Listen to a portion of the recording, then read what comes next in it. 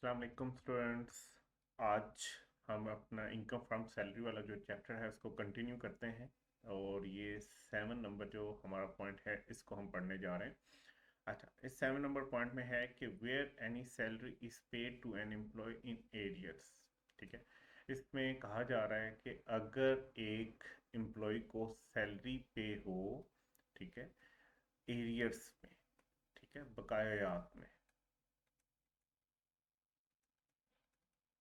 ठीक है, इसका मतलब यह है कि उसको सैलरी कुछ मिलनी थी जो उसने कमा रखी थी, बट उसको वो मिली बकाया जात की सूरत में, हो सकता है नेक्स्ट टैक्स ईयर में मिली हो। And because of this employee's income is charge at higher rate as compare to the rate that was applicable if salary was paid in the year he rendered the services.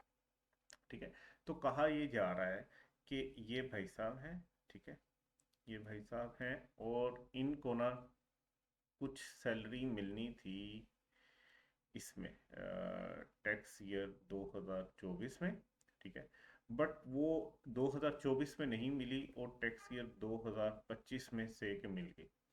अब ये tax year 2024 में salary नहीं मिली और हमने तो ये पढ़ा है कि एक जनरल रूल है कि सैलरी जो होगी वो टैक्स होगी ऑन बेसिस ऑफ रिसीट। तो जब रिसीव नहीं हुई 2024 में तो यहाँ पे उसने उस सैलरी के ऊपर टैक्स भी नहीं दिया होगा। अब वो रिसीव हुई है जाके 2025 में। सो इसका मतलब ये है कि जब उसको रिसीव हुई तब वो टैक्स दे रहा होगा उस सैलरी पे भी जो उसने अर्न की 2024 में।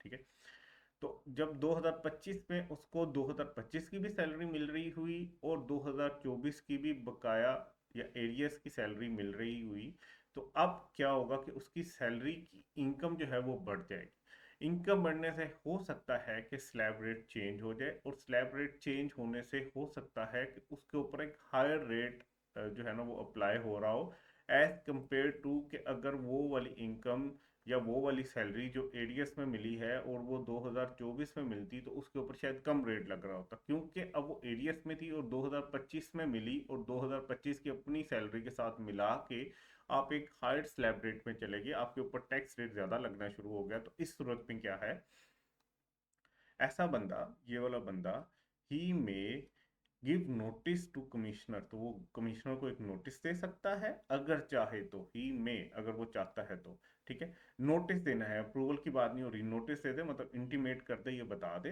ही may notice to commissioner and elect the rate applicable in the year in which he earn the salary, और उसके ऊपर वो रेट लगाए जो उस सैलरी पे लगना था 2024 में जब उसने वो कमाई थी।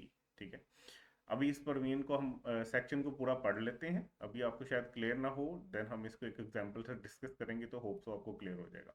The above option can be exercise पर due date of furnishing income tax return. ठीक है, रिटर्न ऑफ इनकम, ये ऑप्शन आप कब एक्सरसाइज कर सकते हो, जब आपने रिटर्न फाइल करनी है। और हमें पता है कि रिटर्न कब फाइल होती है, वो 30 सितंबर से पहले पहले आपने करनी होती है। तो आपके पास 30 सितंबर तक का टाइम है कि जिसके अंदर आप ये ऑप्शन एक्सरसाइज कर सकते हो।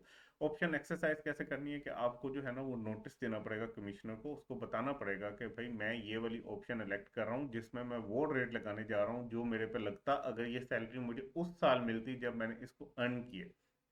ठीक है, कमिश्नर में अलाउ, कमिश्नर अगर चाहे तो ज़्यादा दे सकता है लोंगर पीरियड, मतलब 30 सितंबर से ज़्यादा का भी टाइम दे सकता है अगर उसे लगता है कि कोई जस्टिफाइड रीज़न है इस बंदे के पास कि 30 सितंबर तक इस ऑप्शन को एक्सरसाइज नहीं कर पा रहा, तो ये उसके बाद भी वो उसको ऑप्शन दे सकता है। खैर, इसको दोबारा हम पढ़ेंगे। अभी हम ज़रा समझते हैं कि इस सारी जो सूरत हाल है उसमें कहानी क्या बन रही है। ठीक है, अब ये वाले जो भाई साहब है ना इसकी ही बात कर लेते हैं। ये वाले जो भाई साहब है, ठीक है, इन्होंने सर्विसेज रेंडर की हैं एज एन एम्प्लॉय, मतलब ये किसी के एम्प्लॉयमेंट में है और वहाँ पे काम कर रहे हैं, वहाँ पे अपनी सर्विसेज दे रहे होंगे। ठीक है, तो ये एज एम्प्लॉय काम करते हैं और पर मंथ सैलरी है इनकी 1 लाख रुपया। ठीक है, 1 लाख रुपया पर मंथ सैलरी है। दो टैक्स ईयर लेते हैं, एक है टैक्स ईयर 2024, एक है टैक्स ईयर 2025। टैक्स ईयर 2024 में इसने 12 महीने काम किया और टैक्स ईयर 2025 में भी इसने 12 महीने काम किया। इसका मतलब क्या हुआ कि इसने जो सर्विसेज रेंडर की, ठीक है, वो सर्विसेज इस साल भी 12 महीने की रेंडर की हैं और इस साल भी 12 महीने की रेंडर की। ठीक है। अच्छा, अब जो इसको सैलरी रिसीव हुई वो 2024 में हुई 8 लाख और 2025 में हो गई 16 लाख। अच्छा, आपको पता है यहाँ पे मैंने लिखा भी हुआ है कि 1 लाख उसकी सैलरी है। इसका मतलब ये है कि इस साल 2024 में उसको 1 लाख सैलरी कितने मंथ की मिली है? 8 मंथ की। तो उसकी सैलरी उसको जो रिसीव हुई है वो 8 लाख हुई है। अब 4 महीने इसके रह गए थे, वो 4 महीने प्लस 12 महीने 2025 के, ठीक है, ये टोटल 16 महीने हो गए। इनके साथ 1 लाख रुपया पर मंथ सैलरी जो है वो मिल गई इसको 2025 में। ठीक है। अब ऑलमोस्ट आप देखो तो डबल सैलरी इसको 2025 में मिल गई। लेकिन एक्चुअली कितनी थी? एक्चुअली दोनों अगर हम देखें ना तो दोनों सालों की उसकी 12-12 लाख रुपए की सैलरी थी। ठीक है, बट हुआ क्या कि रिसीव 2024 में उसको 8 माह की होगी और 2025 में उसको 12 माह की होगी। इसके पीछे कोई भी रीजन हो सकती है, मतलब एम्प्लॉय के पास पैसे नहीं है, वो कहीं बाहर गया हुआ है, किसी भी रीजन की वजह से वो कह सकता है यार ये सैलरी मैं तुम्हें बाद में दे दूंगा, टेंशन ना लो, हम एम्प्लॉयमेंट के ही रिलेशन में सैलरी नेक्स्ट ईयर ले लेना, कोई इशू नहीं। और अगर एम्प्लॉय भी एग्री कर जाता है तो हो जाता है इस तरह का। ठीक है।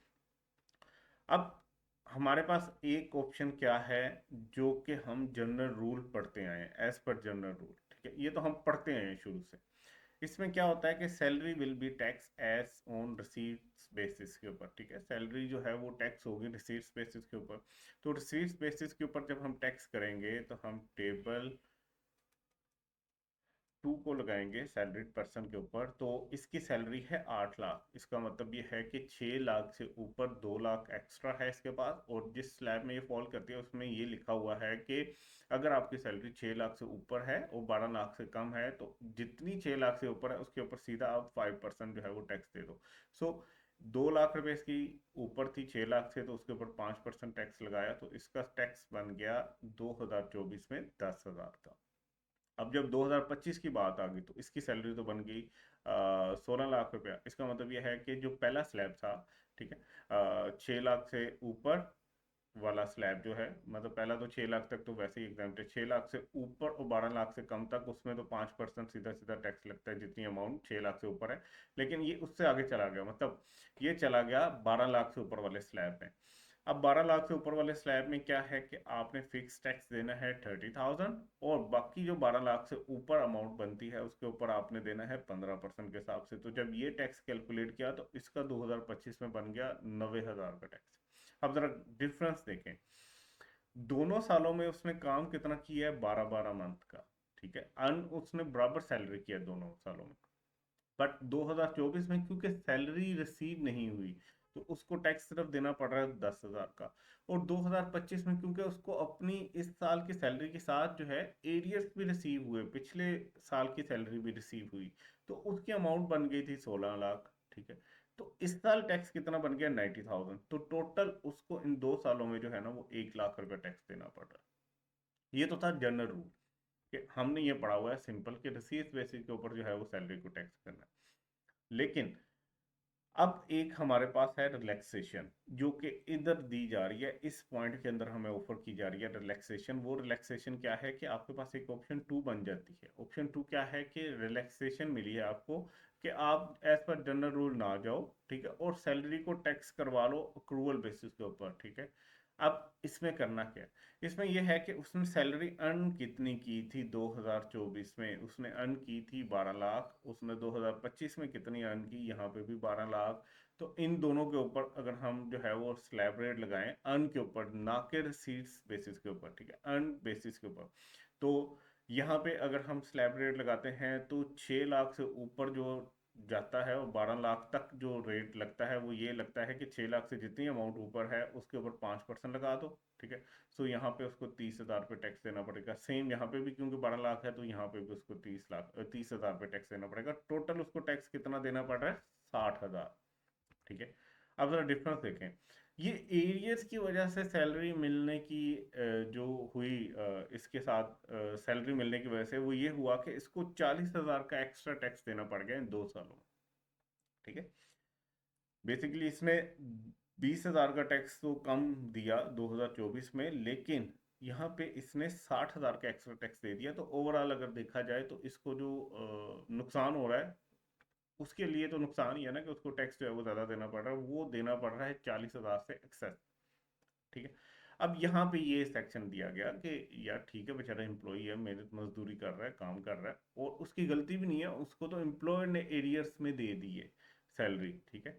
अगर वो सही टाइम से मिलती रहती तो वो सही देता। अब एरियर्स में मिलने की वजह से उसकी कोई एक्स्ट्रा इनकम नहीं थी, उसको तो पिछले साल की इनकम इस साल मिल रही है, तो उस बेचारे को एक्स्ट्रा जो है वो एक टैक्स देना पड़ गया है। तो इस सूरत में हम क्या करें कि उसको थोड़ा सा रिलीफ दे देते हैं, रिलैक्सेशन दे देते हैं। तो फिर ये सेक्शन आया, यहाँ पे यही लिखा है, where any salary is paid to an employee in arrears, जब भी कोई सैलरी एम्प्लॉय को मिल जाए एरियस की सूरत में, because of employees income is charge at high rate, तो फिर क्या, एंड इसकी वजह से क्या हुआ कि उसको हाई रेट लग रहा है as compare to the rate that was applicable if the salary was paid in the year he rendered the services. मतलब उसको जो है वो, ये जो ऊपर वाली अमाउंट थी ना, मतलब 4 महीने की जो सैलरी थी, 4 लाख रुपया, इसके ऊपर उसको ज्यादा टैक्स देना पड़ रहा है। ठीक है। टैक्स ज्यादा देना पड़ रहा है, और ये किस वजह से ज्यादा देना पड़ रहा है? क्यों? क्योंकि उसने टैक्स नहीं करवाया जिस साल में इसने सर्विसेज रेंडर की थी उसको, क्योंकि मिली नहीं, एरियर्स में मिली है, तो उसको हाई रेट लग रहा है। ठीक है, देखो ये तो 5% लग रहा है, ठीक है, नॉर्मल सूरतों में, और इस साल भी 5% लगना था, लेकिन क्योंकि ये एरियर्स यहाँ पे ऐड हो गए तो हायर स्लैब में चले गए, तो आपको 15% लगने लग गया, प्लस साथ फिक्स भी लगने लग गए। ठीक है। तो हायर रेट लगना शुरू हो जाए तो फिर क्या करेगा वो, he may give the notice to commissioner, तो वो कमिश्नर को एक नोटिस दे सकता है और इलेक्ट कर सकता है कि भाई मैं रेट अप्लाई करूंगा इन the year in which he earn the salary, जितनी मैंने सैलरी अर्न की है मैं उस हिसाब से इसके ऊपर टैक्स दूंगा, ना कि रिसीट्स बेसिस के ऊपर। ठीक है। और ये उसने कब फर्निश करना है, ये ऑप्शन कब एक्सरसाइज करनी है उसने, जब वो अपनी रिटर्न फर्निश कर रहा होगा, साथ ही वो ये नोटिस भी दे देगा। और कमिश्नर उसको जो है इजाज़त दे सकता है कि रिटर्न फाइल करने तक का जो पीरियड है 30 सितंबर तक का, उससे लॉन्गर पीरियड भी आप ले सकते हो ये ऑप्शन सेलेक्ट करने के लिए। ठीक है। सो ये सारा ये सेक्शन ये कह रहा था। ठीक है।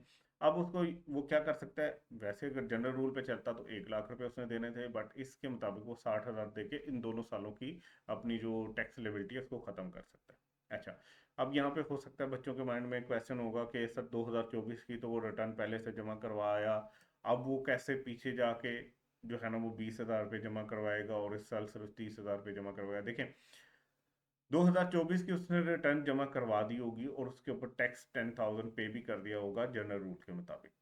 ठीक है। जब 2025 आया उसने ये कैलकुलेशन की कि भाई मेरा तो 90,000 बन गया है यार, मेरा तो बहुत ज़्यादा टैक्स बन गया है। ठीक है। ठीक है, तकरीबन 80,000 पिछले साल की निस्बत मेरा तो टैक्स बढ़ गया है। तो उसने कैलकुलेशन की होगी कि अगर ये मुझे अपने अपने ही सालों में मिलती तो मुझे तो 30-30 हज़ार रुपये देना पड़ते, तो टोटल 60,000 देने पड़ते। ठीक है। तो अब वो करेगा क्या? वो करेगा कि भाई 60,000 मेरी 2 सालों की टैक्स लेबिलिटी है, इसमें से 10,000 जो है वो मैं पिछले साल दे चुका हूँ, तो 50,000 मैं इस साल दे देता हूँ, और ये कमिश्नर से पहले उसको बता देगा कि भाई मैं ये करने जा रहा हूँ। ठीक है। तो ये अगर वो कर लेता है तो उसका जो है ना वो समझा जाएगा कि उसने अपना काम कर लिया, और उसने अगर कमिश्नर को ये बता दिया था, नोटिस दे दिया था कि मैं ये वाली ऑप्शन सेलेक्ट करने जा रहा हूँ, तो बिल्कुल वेल एंड गुड है, कोई मसला नहीं है। ठीक हो गया। सो ये हमारा ये वाला पॉइंट था। अच्छा, इसी से रिलेटेड अब एक क्वेश्चन है, ठीक है, उसमें भी इसी को हम डिस्कस करेंगे कि मिस्टर सुहेब हैं, उन्होंने आपके सामने डिस्क्लोज की है फॉलोइंग इंफॉर्मेशन। उसने कहा कि भाई मेरी जो सैलरी पर मंथ है वो है 30,000 रुपये। ठीक है। और ये टैक्स ईयर 2009 है, और ये टैक्स ईयर 2010 है, इसमें उसने कहा कि मेरी सैलरी बढ़ भी गई, 50,000 हो गई। Due to some disturbance in the city, the salary of last 4 months of the tax year 2009 was given in the tax year 2010। ठीक है। And all other payments were made on time। ठीक है, बाकी चीज़ें उसको सारी मिल गई। You should assume the following slab rate। अच्छा, अब हम वो जो एक टेबल स्लैब रेट्स का देखते हैं ना, वो नहीं फॉलो कर रहे, यहाँ पे हमने ये वाला assume करना है। ठीक है, कि यहाँ पे जो है ना स्लैब रेट ये लग रहा है कि 0 से 2 लाख तक कोई टैक्स नहीं देना होता, 0% है। 2 लाख से 4 लाख तक 1% है। 4 लाख से 4 लाख 1 से 65 लाख, सॉरी 6 लाख, सॉरी मैं 6,50,000 गलत बोल रहा था, 65 लाख नहीं, 6,50,000, इस पे 2% है। 6,50,000 1 से 9 लाख तक जो है वो 6% टैक्स देना है। ठीक है। तो अब हमने क्या करना है, हमने ये बताना है कि इसमें वो क्या करेगा, वो ऑप्शन 1 से जाएगा, ऑप्शन 2 से जाएगा। ठीक है, तो ऑप्शन 1 क्या है, रिसीट्स बेसिस के ऊपर अगर वो चले तो उसको ना टैक्सेबल उसकी इनकम कितनी बनी रिसीट्स बेसिस के ऊपर। देखो 4 महीने की तो सैलरी उसको 2009 में मिली ही नहीं, वो तो मिली जाके 2010 में। ठीक है, सो 30,000 उसकी सैलरी थी 2009 की, 30,000 मल्टीप्लाई बाय 8, तो उसकी टैक्सेबल सैलरी कितनी बन गई, 2,24,000। ठीक है, तो 2009 में जब उसने अपना टैक्स अप्लाई किया, देखा होगा इस इनकम को कि ये किस स्लैब में फॉल करती है, तो ये इस स्लैब में फॉल की, 2 लाख से ऊपर 4 लाख से कम। तो उसने क्या किया, 2,24,000 के ऊपर 1% टैक्स दे दिया, जो कि बना 2,400। ठीक है, अब टैक्स ईयर 2010 आ गया। ठीक है, इसमें उसकी टैक्सेबल इनकम जो बनी रिसीट्स बेसिस के ऊपर, वो ये हुआ कि 2009 के 4 महीने की सैलरी उसको यहाँ पे मिल गई, और 50,000 के हिसाब से 2010 के 12 महीनों की सैलरी यहाँ पे मिल गई। तो उसकी सैलरी कितनी बन गई, 7,20,000। अब 7,20,000 पे देखो ना, तो किस स्लैब में फॉल करता है, वो तो इस स्लैब में फॉल करता है, 6 लाख 6.5 लाख से ऊपर और 9 लाख से नीचे नीचे। तो इसकी टैक्स लेबिलिटी बन गई भाई जितनी भी अमाउंट है। अच्छा, अब यहाँ पे वो फिक्स वाला कॉन्सेप्ट नहीं है, ये तो एक सिंपल हमने रखा हुआ है ना, कि ये अज्यूम किया हुआ है कि हमने कि ये स्लैब रेट्स है। यहाँ पे सिंपल जितनी भी होगी उसके ऊपर रेट ये लगना है। तो 7,20,000 के ऊपर सीधा सीधा 6% लग गया, और इसकी टैक्स लेबिलिटी बन गई 43,200। ठीक है, अब हम कहेंगे कि यार ये तो 2010 के अंदर इसको बहुत ज़्यादा टैक्स देना पड़ रहा है, तो अक्रूवल बेसिस के ऊपर जाते हैं। ठीक है, ऑप्शन 2 एक दफ़ा देखते हैं। तो ऑप्शन 2 के मुताबिक अगर इसको 30,000 के हिसाब से 12 महीने की सैलरी मिलती 2009 में, तो 3,60,000 होती, और इसके ऊपर जब हम स्लैब रेट लगाते तो ये 1% वाले स्लैब रेट में ही जाती, तो उसके ऊपर टैक्स बनता 3,600 रुपया। और टैक्स ईयर 10 के अंदर अगर हम जाते, 2010 के अंदर जाते, तो इसमें 50,000 मल्टीप्लाई बाय 12, तो ये बनती 6 लाख। और 6 लाख जो है वो फॉल करती इस वाले 2% वाले में। तो 6 लाख के ऊपर 2% लगाए तो 12,000। ठीक है, तो अब अगर हम देखें टैक्स पेएबल जो है वो कौन सा सिलेक्ट करेगा, ऑप्शन 1 के मुताबिक उसके जो है ना, वो एक तो उसने 2009 में देना था 2,400, और 43,200 देना था 2010 में, तो टोटल उसको देना पड़ना है 45,600। और ऑप्शन 2 के मुताबिक 3,600 उसने पहले साल देना है 2009 में, और 12,000 दूसरे साल, तो 15,600। तो डिफरेंस देखें कितना ज़्यादा है। ठीक है, इन दोनों का डिफरेंस बहुत ज़्यादा है, ऑलमोस्ट 30,000 का difference, I think, if I am not wrong. So ये मेरे ख्याल में 30,000 का डिफरेंस है। तो उसके लिए कौन सी ऑप्शन फिजिबल है, वो जाहिर सी बात है ऑप्शन 2 पे जाएगा। ठीक है, ऑप्शन 2 पे जाने के लिए उसको करना क्या पड़ेगा, वो कमिश्नर को एक जो है वो नोटिस देगा। और ये नोटिस कब देना है, जब उसने अपनी रिटर्न फर्निश करनी है उससे पहले पहले देना है, टिल उस डेट तक देना है। ठीक है, और अगर कमिश्नर चाहे तो वो उसको लॉन्गर पीरियड भी अलाउ कर सकता है कि आप ये ऑप्शन एक्सरसाइज करने के लिए ज़्यादा पीरियड भी ले सकते हो, लेकिन ये उसको बता के तो ऑप्शन 2 सेलेक्ट कर लेगा। ठीक है, अब आ जाते हैं हम पर्क्स पे। हमने अपने पर्क्स वाले कॉन्सेप्ट को स्किप किया था जब हम एक लिस्ट पढ़ते आ रहे थे, उस लिस्ट के अंदर हमने पर्क्स को छोड़ दिया था। हमने कहा था आगे चल के इसको मजीद डिटेल में डिस्कस करेंगे, बाकी पॉइंट्स को हमने डिस्कस कर लिया था। अब हम पर्क्स की बात कर लेते हैं। वैल्यू ऑफ पर्क्स, पर्क्स क्या होती हैं, पर्क्स बेसिकली होती हैं सहूलियात। ठीक है, पर्क्स जो हैं ये सहूलियात है। अच्छा, एक रूल है इनकम टैक्स का, रूल 5 इनकम टैक्स ऑर्डिनेंस का जो है ना, 2002 का रूल के अंदर ये रूल 5 है। ये हमें ज़्यादा बताता है इसके बारे में। Following will be added in the income if employer has provided. ठीक है, वो कहता है कि कुछ ऐड होगा, मतलब फॉलोइंग विल बी एडिड, वो ऐड हो जाएगा इन द इनकम इफ, अगर employer has provided employee a motor vehicle, अगर वो अपने एम्प्लॉय को एक मोटर व्हीकल प्रोवाइड कर देता है, तो following will be added in the income of the employee. ठीक है, वो क्या होगा, अगर तो वो व्हीकल जो है, वो गाड़ी जो है वो प्रोवाइड की गई है partially for personal and partially for official use, मतलब उसको कहा गया है भाई ये ले गाड़ी। ठीक है, ये गाड़ी प्रोवाइड कर दी गई, उसे कहा भाई ये ले गाड़ी, और इससे ना तुमने ऑफिस के काम भी करने हैं। ठीक है, और प्लस तुम इससे अपने पर्सनल काम भी कर सकते हो, हमें कोई मसला नहीं है। और ये कौन प्रोवाइड कर रहा है, ये एम्प्लॉयर प्रोवाइड कर रहा है अपने एम्प्लॉय को। ठीक है, तो एक तो ये सूरत होगी। इस सूरत में क्या होगा, हमने इनकम के अंदर क्या करना है, क्योंकि ये बात हो रही थी फॉलोइंग विल बी एडेड, तो दिस विल बी एडेड, ठीक है, in the income of the employee. अगर एम्प्लॉयर ने उसको प्रोवाइड कर दी कोई मोटर व्हीकल, तो ये वाला जो है 5% of the cost of the employers for acquiring the motor vehicle, ठीक है। तो 5%, ये जो मोटर व्हीकल है ना, इसकी दो सूरतें हो सकती है ना, देखो, एक तो एम्प्लॉयर क्या करे, इसको खरीद ले, ठीक है, खरीद ले, ठीक है, और दूसरा क्या है कि इसको लीज करवा ले। दो ऑप्शन है, मतलब एम्प्लॉयर ने, ये भाई साहब ने, ठीक है, ये एम्प्लॉयर है, इसने इस भाई साहब को जो है एम्प्लॉय को ये गाड़ी देनी है, ये वाली गाड़ी, ठीक है।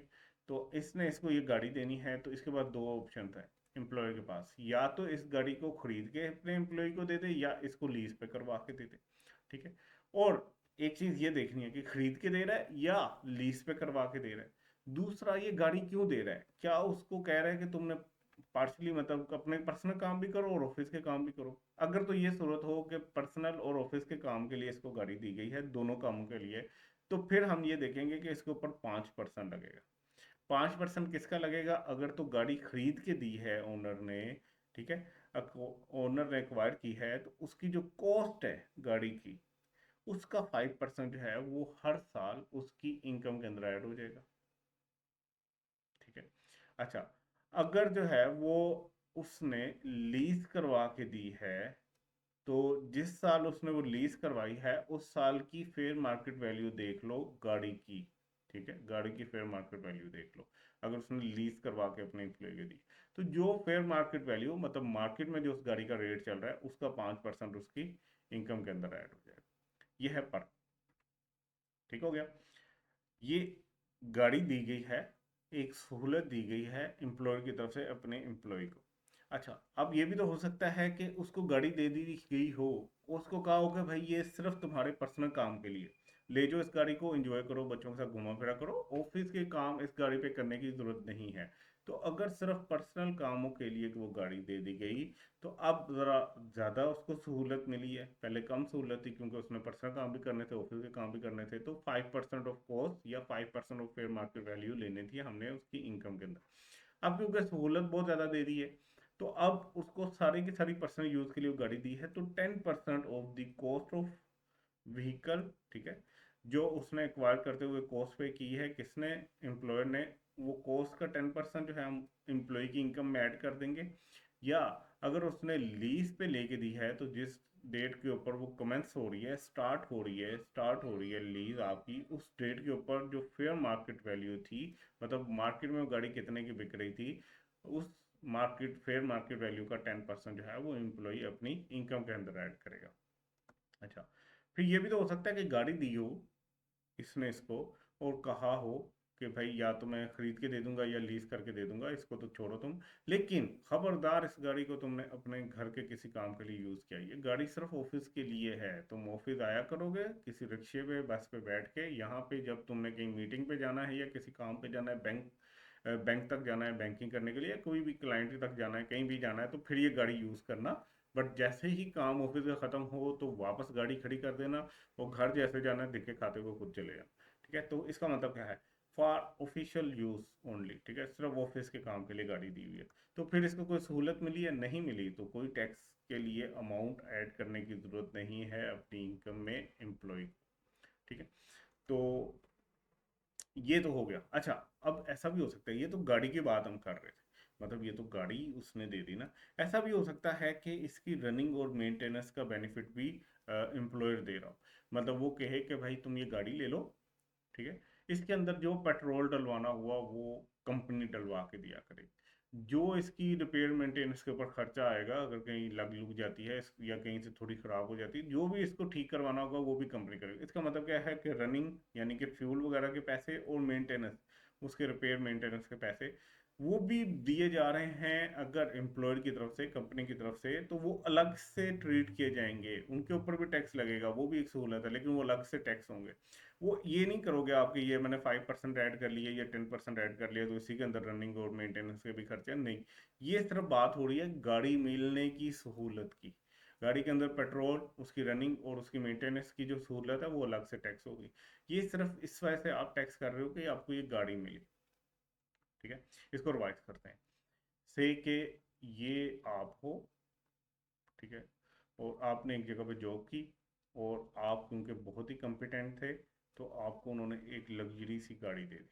ठीक है, ये गाड़ी जो है पाँव के साथ चलती है, इसमें इंजन उंजन नहीं होता। हाँ, देखो हैंडल गाड़ी से बड़ा है। ठीक है, तो ये गाड़ी आपको मिल गई। अब इसको सम अप करते हैं कि ये गाड़ी अगर आपको मिल गई, अब आप खुद एक जो है ना वो चार्टर्ड अकाउंटेंट हो, ठीक है, और आपको खुद पता है टैक्स की ट्रीटमेंट क्या करनी है। तो जब आप अपनी टैक्स की कैलकुलेशन कर रहे होगे तो आप देखोगे टैक्स की, जब इनकम फ्रॉम सैलरी वाला हेड आप करोगे तो आपके माइंड में आएगा यार ये जो गाड़ी बाय इतनी बड़ी सी गाड़ी खड़ी हुई है मेरे पास, ये भी तो मैंने पढ़ा हुआ है कि इसके ऊपर भी मुझे टैक्स देना पड़ेगा क्योंकि ये एम्प्लॉयर ने दी है मुझे। ठीक है, तो फिर आप एक और चीज़ हो, ये तो आपने देख लिया कि ये गाड़ी जो बाइक मुझे एम्प्लॉयर से मिली है ये तो पर्क है मेरा। ठीक है, इसके ऊपर तो टैक्स देना पड़ेगा। फिर आपके माइंड में क्वेश्चन आएगा कि ये जो पर्क है, ये गाड़ी जो मुझे मिली है, क्या ये मुझे मेरे पर्सनल काम करने के लिए मिली है? ठीक है, पर्सनल यूज़ के लिए मिली है। अगर तो पर्सनल यूज़ के लिए मिली है तो ये बहुत बड़ी सहूलत है, आपको इससे बहुत ज़्यादा फायदा हो रहा है। ठीक है, तो इसका मतलब यह है कि 10% लेना होगा। किस वैल्यू का 10% लेना होगा वो बाद में देख लेना। ठीक है, अभी वे फैसला कर लो कि क्या ये पर्सनल यूज़ के लिए मिली है आपको गाड़ी, सिर्फ पर्सनल यूज़ के लिए। अच्छा, आपको हो सकता है लगे कि नहीं ये तो पर्सनल यूज़ के लिए भी है और मैं ऑफिशियल काम भी इस गाड़ी के ऊपर करता हूँ, तो फिर क्या है, फिर आपको सहूलत तो मिली, लेकिन सहूलत यहाँ तक मिली, ऑफिशियल काम तो भाई उसके अपने एम्प्लॉयर के काम है, वो उसने आपको गाड़ी दी हुई है, उससे आपको क्या फ़ायदा हो रहा है। ठीक है, हाँ पर्सनल कामों के हद तक आपको फ़ायदा हो, तो फिर रेट कौन सा लगेगा? 5%। किस वैल्यू का लगेगा ये फिर हम आगे चल के देखते हैं। अच्छा, अगर आपको ये गाड़ी मिली हुई है, इतनी लग्जरी गाड़ी, और ये आपने देखा कि भाई ये तो सिर्फ ऑफिस के कामों के लिए मिली हुई है, मुझे तो इससे कोई सहूलत नहीं मिल रही अपने पर्सनल कामों के लिए, फिर कोई बेनिफिट हुआ है, कोई सहूलत मिली है? नहीं। ऑफिस की गाड़ी है, ऑफिस के कामों के लिए यूज हो रही है, आपको क्या लेना देना। ठीक है, सो अब बात आ गई इन दो केसेस की जहां पे आपको गाड़ी मिल जाए पर्सनल काम के लिए या पर्सनल प्लस ऑफिशियल काम के लिए। तो पर्सनल, अगर सिर्फ पर्सनल काम के लिए है, only only for personal use, तो फिर 10% लेना है एक खास वैल्यू का। वो वैल्यू क्या होगी? अब आप जरा पूछोगे अपने एम्प्लॉयर को फ़ोन करके कि सर ये बताएं, ये जो गाड़ी आपने मुझे दी है, ये गाड़ी क्या आपने परचेज की है या आपने लीज की है? वो कहेगा भाई तुम्हें क्या मसला, तुम आम को तुमने क्या गिन के करना है गुटलियों को, पता नहीं क्या इसी तरह कोई है कहावत। आप कहोगे नहीं सर मुझे बहुत ज़रूरत है इस चीज़ की, क्योंकि अगर ये इन्फॉर्मेशन मेरे पास ना हुई तो मैं अपनी टैक्स की रिटर्न फाइल नहीं कर सकूंगा, मैं अपनी इनकम की कैलकुलेशन नहीं कर सकूंगा। ये तो मुझे आपने एक पर्क दी हुई है, एक सहूलत दी हुई है, इसके लिए मुझे अपनी सैलरी की इनकम जो है उसके अंदर ऐड करना है 10%। अगर तो ये आपको उसने ओनली पर्सनल यूज़ के लिए दी हुई है, तो मुझे वैल्यू पता करनी है कि गाड़ी आपने अगर तो परचेज की है तो कितने की है। तो वो बता देगा से कि परचेज की है उसने 40 लाख की। ठीक है, तो आप उसकी कॉस्ट जो है परचेज कॉस्ट उसका 10% ले लोगे अगर तो सिर्फ पर्सनल यूज़ के लिए है, या 5% ले लोगे अगर वो पर्सनल प्लस ऑफिशियल यूज़ के लिए है। ठीक है, और अगर वो कहता है कि नहीं मैंने तो यार ये लीज करवाई हुई है, तो आप उससे फिर कॉस्ट नहीं पूछ सकोगे क्योंकि लीज की तो आपने कॉस्ट आहिस्ता आहिस्ता पे करनी है। ठीक है, तो आप कहोगे यार जिस दिन आपने ये लीज करवाई उस दिन की मुझे डेट बता दें और फेयर मार्केट वैल्यू मैं पता कर लेता हूँ, या उससे वो उसको पता है एम्प्लॉयर को तो वो बता देगा। तो लीज कार के केस में आपने फेयर मार्केट वैल्यू, मतलब ये गाड़ी उस दिन मार्केट में फेयर तरीके से बिक्री होती तो कितने की बिक्री होती, उस वैल्यू का 10% ले लोगे अगर पर्सनल यूज़ के लिए है सिर्फ, और अगर पर्सनल प्लस ऑफिशियल यूज़ के लिए है तो 5% ले लो। ठीक हो गया, ये हमारी होगी एक पार्ट जो हमने कहा कि अगर आपको गाड़ी मिल गई है। ठीक है, अच्छा, if in the question it is mentioned that employee is paying anything to employer in respect of service availed, then this will not be deducted because as per law 10%, 5% is to be added in case में भी।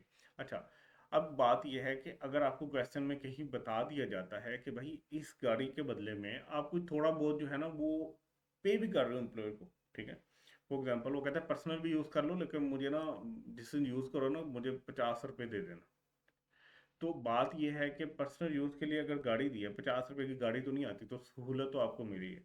सो आप ये जो 50 रुपये दे रहे हो ना, इसको खर्चे के तौर पे डिडक्ट नहीं कर सकोगे, ठीक है। आगे कुछ पॉइंट्स पढ़ेंगे जहाँ पे थोड़ा सा खर्चे की वो डिडक्शन की देता है कि भैया आपने अगर कोई खर्चा किया है तो वो सारी की सारी सहूलत आपको नहीं मिली, आपने तो खुद भी कुछ खर्चा बियर किया। तो ये वो कोई कंडीशन नहीं है यहाँ पे। सिंपल सी बात है भाई, अगर आपको गाड़ी मिली है, आपने कुछ अगर एम्प्लॉयर को दिया भी है तो उससे हमारा लेना देना कोई नहीं, आपने चुप करके 10% जो है वो ऐड करना है या 5% ऐड करना है, ठीक है। क्वेश्चन कर लेते हैं। Car acquired through purchase by employer, employer ने कार परचेज कर ली है, ठीक है, कार परचेज की थी। Mister Aakif is a director of Multitech Limited, एक कंपनी है मल्टीटेक लिमिटेड, उसका डायरेक्टर है मिस्टर आकिफ, ठीक है। The company has provided him a car as a part of salary package, उससे जब उसको हायर किया गया एज डायरेक्टर तो उसके साथ पैकेज में ये डील हुई कि भाई हम आपको कार भी देंगे। The cost of the car purchase by the company is 1 million, ठीक है, कुछ सस्ती सी गाड़ी दी है उन्होंने, 10 लाख रुपए की कार की कॉस्ट थी जो उन्होंने दी है। Compute the amount to be added in the salary income if the car has been provided for personal use only, अगर तो ये कार सिर्फ उसको पर्सनल यूज के लिए दी हुई है तो उसकी इनकम फ्रॉम सैलरी में क्या ऐड करोगे? तो भाई उसकी इनकम फ्रॉम सैलरी में जो अमाउंट ऐड होगी वो होगी जो कार की कॉस्ट थी। क्यों कॉस्टली? मैंने क्योंकि ये परचेज हुई थी, कॉस्ट थी उसका 10%, ठीक है। अच्छा, अब ये भी हो सकता था कि वो कहे कि भाई एम्प्लॉयर ने गाड़ी परचेज करके आपको दी है, ठीक है, और कॉस्ट भी बता दे, लेकिन वो आपको बहकाने के लिए फेयर मार्केट वैल्यू भी कहीं पे क्वेश्चन में दे दे कि बच्चा कंफ्यूज होगा कि फेयर मार्केट वैल्यू क्यों दी है, तो आप हो सकता है यहाँ पे फेयर मार्केट वैल्यू नहीं, आपने सिर्फ यहाँ पे कॉस्ट लेनी है, कॉस्ट लेनी है अगर गाड़ी परचेज करके दी है एम्प्लॉयर ने, ठीक है। फेयर मार्केट वैल्यू हो सकता है ज़्यादा हो कम हो, तो उससे आपका कोई गर्ज नहीं है अगर गाड़ी परचेज करके दी, ठीक है। अच्छा, दूसरा क्वेश्चन ये है कि अगर वो गाड़ी उसने लीज पे दी हो लेके, ठीक है, तो mister Aakif is a director, he has been provided as the company has provided him a car as part of his salary package. The fair market value of the car is 1.2 million at the Inception of the lease, जिस दिन lease start हुई। देखो गाड़ी की हो सकता है कीमत फ्लक्चुएट करते रहे, आपने किस स्टेट की देखनी है? जिस दिन उसने लीज करवा के दिया उस स्टेट की, ठीक है, और कॉस्ट भी उसी डेट की होगी जिस दिन उसने परचेज की। Gross lease rentals payable by the employer amount to 22,000 per month, मतलब वो उसने लीज करवा के दिया और 22,000 पर मंथ एम्प्लॉयर जो है वो बैंक को दे रहा है जिससे उसने गाड़ी लीज करवाई है, फॉर द 5 ईयर, 5 सालों के लिए देता रहेगा। अब ये इससे लेना देना ही कोई नहीं है भाई, 22,000 देता रहे, 24,000 देता रहे, हमें तो एम्प्लॉय की इनकम में ऐड करनी है फेयर मार्केट वैल्यू का 5% या 10%, जो भी केस होगा। Compute the amount to be added in the salary income of the mister Aakif if the car has been provided for both official and personal use, ठीक है, और बी भी होगा। अच्छा, पहले ए तो देख लेते हैं। अमाउंट टू बी एडेड, अगर वो दोनों कामों के लिए तो 5% लगेगा फेयर मार्केट वैल्यू का, ठीक है, क्योंकि बन जाएगा उसकी सैलरी में जो ऐड होगा वो होगा 60,000। और बी है the car has been provided for personal use only, तो बी क्या है यहाँ पे, आप पर्सनल यूज़ के लिए है तो सहूलत बहुत बड़ी है तो डबल हो जाता है आपका एक किस्म का रेट, 10% आपका लगेगा 1.2 मिलियन के ऊपर, और इतनी आप अपनी सैलरी इनकम में ऐड करोगे। Note, value for the purpose of the rule on the basis of the gross lease rental is irrelevant। वो कहता है कि देखो irrelevant है कि अगर हम ये करते हैं कि 22,000 पर मंथ वो दे रहा है और वो 12 महीने देता रहेगा, एक साल में 5 साल उसने देना है, तो वो तो टोटल पैसे जो पे कर रहा होगा लीज वालों को वो तो 13,20,000 कर रहा है। हमारे लिए इररेलेवेंट है, हमें लॉ कहता है, रूल कहता है कि भाई आपने जिस दिन उसने लीज स्टार्ट किया उस दिन की फेयर मार्केट वैल्यू उठा लो चुप करके, ठीक है। तो इंसेप्शन ऑफ लीज पे फेयर मार्केट वैल्यू थी 12 लाख। हमें सिर्फ ये लेना है, हमें इससे कोई लेना देने नहीं है कितनी वो किस्तें पे कर रहा है और किस्तों का टोटल कितना बन जाएगा, उसको गाड़ी कितने में पड़ जाएगी। ठीक है, इससे हमारा कोई लेना देना नहीं। अगर गाड़ी लीज पे है तो fair market value at the date of inception, और अगर गाड़ी को उसने परचेज करके दी है तो कॉस्ट। ठीक है, नेक्स्ट आ जाते हैं। ठीक है, where the services of a housekeeper, driver, gardener, or other domestic assistants are provided by an employer to an employee। अगर आपको किसी मुलाजम की सहूलियात प्रोवाइड की जाए एम्प्लॉयर की तरफ से अपने एम्प्लॉय को, कितना अजीम एम्प्लॉयर होगा जो अपने एम्प्लॉय को कहेगा कि भाई आज के बाद जाओ तुम, तुम्हारा माली भी हम देंगे, तुम्हारा ड्राइवर भी हम देंगे, तुम्हारे काम करने वाले भी हम देंगे, जितने तुम्हें असिस्टेंट चाहिए सारे ले लो। ठीक है, और वो कितना अजीम होगा एम्प्लॉय जिसको इतनी सर्विसेज मिल रही होंगी अपने बॉस की तरफ से। The following shall be added in the salary income. तो उसकी सैलरी इनकम में क्या क्या ऐड किया जाएगा? The salary paid by employer to the person providing service less any amount paid by employee to the employer. कहा जा रहा है, ये एम्प्लॉयर है भाई साहब,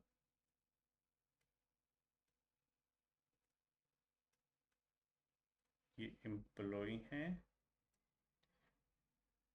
ये इनको ड्राइवर रख के दिया गया। ठीक है, अब ये ड्राइवर जो है, ये इसको जो भी खर्चा होता है ना, इसका जो भी ये इसको पैसे देने होते हैं वो कौन दे रहा होता है? एम्प्लॉयर। ठीक है, इसकी सैलरी, ड्राइवर की सैलरी कौन बेयर कर रहा है? एम्प्लॉयर। एम्प्लॉय को तो बस फायदा हो रहा है कि वो इसकी गाड़ी जो है वो चला रहा है। ठीक है, तो अगर सिर्फ ड्राइवर का जितना खर्चा वो एम्प्लॉयर ही उठा रहा है तो भाई ये सारे का सारा खर्चा इसकी इसकी जितनी सैलरी है ना वो सारे की सारा इसकी इनकम का हिस्सा बना दिया जाएगा। क्यों? क्योंकि इसको पर्क मिली है, एक ड्राइवर की सहूलत मिली है फ्री ऑफ कॉस्ट।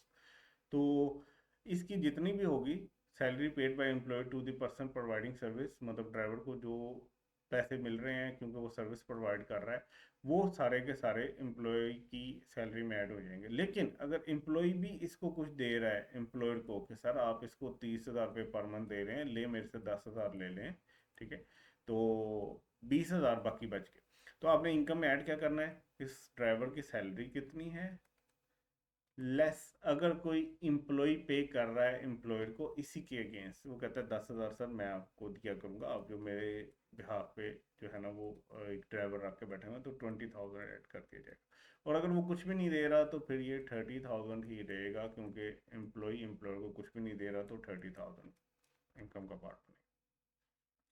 अच्छा, services include the premium of any facility. ठीक है, और सर्विसेज में किसी किस्म की फैसिलिटी भी आ सकती है, आप अगर जाके माल शेयर रख लो, जो दिल करता रख लो। Mr. Usman Safdar is working as an officer in a company and he has been provided with the following benefits apart from basic salary of rupees 80,000 per month. 80,000 per month तो उसको मिल रहा है, उसके अलावा भी उसको कुछ बेनिफिट्स मिल रहे हैं। उसको ड्राइवर दिया गया है जिसकी सैलरी है 10,000 पर मंथ। उसको गार्डनर दिया गया है जिसकी सैलरी है 7,000 पर मंथ। उसको हाउस कीपर दिया गया है जो उसके घर का ख्याल रखता है 5,000 पर मंथ वाला। The above payments to driver, gardener and housekeeper is made by directly by company. ठीक है, बाय कंपनी डायरेक्टली, कंपनी खुद इन सबको जो है ना वो सैलरियाँ देती है। मिस्टर उस्मान जो कि यहाँ पे एम्प्लॉई हैं, pays to company rupees 3,000 per month in respect of service of house keeper. तो मिस्टर उस्मान क्या है कि वो जो है ना अपनी कंपनी को 3,000 देते हैं, किस सिलसिले में? हाउस कीपर की जो सर्विसेज हैं उससे रिलेटेड वो 3,000 रुपये देते हैं। ठीक है, कंप्यूट क्या करना है? टैक्सेबल सैलरी कंप्यूट करनी है for the tax year 2011। Assume that if driver is hired from market an amount of 12,000 is to be paid to him. अगर ड्राइवर मार्केट से ये खुद हायर करता उस्मान सफदर तो उसको 12,000 रुपये में ड्राइवर पड़ता। ठीक है, तो आंसर क्या है? बेसिक सैलरी उसकी 80,000 थी, 12 से मल्टीप्लाई कर लिया तो ये उसकी बेसिक सैलरी, उसकी सैलरी इनकम ऐड होगी। बाकी बेनिफिट्स देख लेते हैं। ड्राइवर जो है उसको 10,000 पे दिया गया है, तो 10,000 मल्टीप्लाई बाई 12, तो ये आ गया 1,20,000, ये उसके सैलरी में ऐड कर दिया जाएगा। गार्डनर जो है वो 7,000 पे हार्ड किया गया है, तो वो 12 मंथ के उसने काम किया आपके घर में, उसको भी ऐड कर दिया जाए। हाउस कीपर जो था इसका 5,000 में एम्प्लॉयर ने हायर किया था, वो उसको 5,000 देता था, लेकिन आप 3,000 एम्प्लॉयर को देते थे, तो 5,000 माइनस 3,000 मल्टीप्लाई बाई 12, तो 24,000 ये आ गया, और आपकी टैक्सेबल इनकम इतनी बन गई। ठीक है। अच्छा, अब ये जो है नेक्स्ट पॉइंट इंशाल्लाह नेक्स्ट वीडियो में करेंगे। अच्छा, यहाँ पे ये था कि भाई जो एक्चुअल उसको पे किया जा रहा है उसको ऐड करना है आपने, ना कि उसकी फेयर मार्केट वैल्यू देखनी है कि मार्केट में वो कितने का मिल रहा है, आपको बेनिफिट कितने का हो रहा है, आपको 10,000 का उसने रख के दिया हुआ है, आपने उसको ले लेना। ठीक है, इंशाल्लाह बाकी मजीद इसको डिस्कस करेंगे नेक्स्ट लेक्चर के अंदर। अपना ख्याल रखिएगा। अल्लाह हाफिज़।